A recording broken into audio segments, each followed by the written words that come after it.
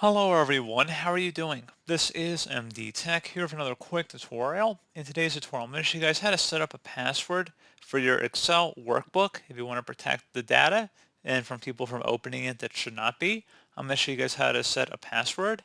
And without further ado, let's go ahead and jump right into it.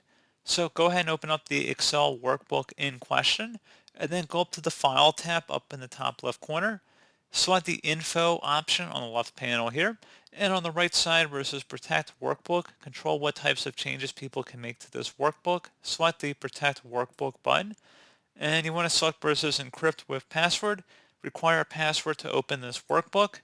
So at this point, go ahead and insert the password. Caution, if you lose or forget this password, it cannot be recovered. It is advisable to keep a list of passwords and their corresponding document names in a safe place. Remember that passwords are case sensitive. Select OK, and then you have to re-enter the password to confirm it, and select OK.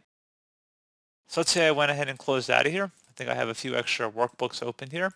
So that is now on our desktop. So I open it up. It's going to prompt us for a password.